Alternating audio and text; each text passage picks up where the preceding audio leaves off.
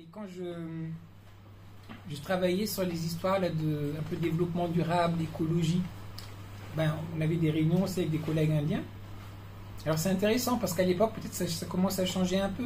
Mais dans le milieu universitaire, on va parler quand même de manière plus occidentale et plus sciences modernes, etc. On va peut-être faire certaines allusions à des choses indiennes, mais on va dire le cadre reste plus la science moderne. Et à un certain moment, moi je me rappelle, après, bon, comme là, ben, on discute, on bavarde une nuit entière. Et là, donc, un de mes collègues me dit, ben, mais en fait, le problème fondamental, c'est quoi? C'est que là, on ne suit plus le dharma. Et en fait, c'est le fait de ne pas suivre le dharma ben, qui crée tous les problèmes. Et si on continue à ne pas suivre le dharma, je me rappelle dans ces mots, c'était Jungle will come back. La jungle va revenir, les êtres humains vont disparaître, puis il y a autre chose qui va se passer. Ça ne lui posait pas de problème particulier. C'est le truc, soit tu suis ton dharma et c'est correct et on maintient l'harmonie, voilà. Ou alors bah, tu fous le bordel. Bah, dans ce cas, bah, tu sais, c'est pas la Terre qui va disparaître. Hein. Donc c'est toi qui disparais en tant qu'espèce. Et puis après, il y a autre chose qui va reprendre après. Donc au départ, on se dit, oh, ok, c'est intéressant. Pourquoi on ne parle pas souvent dans les conférences de ça? Puis on le voit tout de suite, oui, c'est le côté spirituel, il le pense comme ça.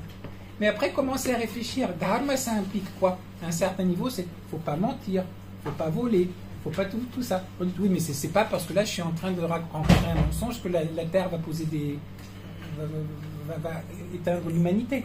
Oui, mais regardez un peu, vous regardez un Donald Trump d'un côté, vous regardez un Poutine, comment est-ce que ça fonctionne que, eux, ils font ce qu'ils font, mais qu'autour, il y a tout un système, que quelque part, qui permet qu'on peut mentir, qu'on peut machin, etc., et que ça marche. Donc c'est que quelque part, on n'a pas suivi le dharma, si on l'interprète de cette manière-là. Alors, est-ce qu'il y a une solution pour? On ne vit pas dans un monde idéal. C'est pour ça que vous avez aussi, dans la vision indienne, il y avait l'âge d'or. Hein, là, on disait le dharma était comme une vache sur 4 pattes, voilà. Puis après, on arrive au deuxième âge, là, il n'est plus que sur 3 pattes. Le prochain âge, on n'est plus que sur 2 pattes. Là, on est dans Kali Yuga, on n'est plus que sur une patte. Là, la pauvre vache. Et c'est un cycle.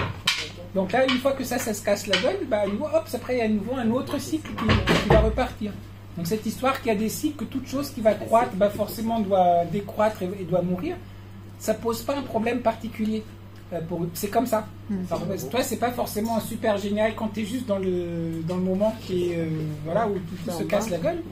Mais c'est qu'est-ce que tu vas faire? C'est le cycle naturel des choses.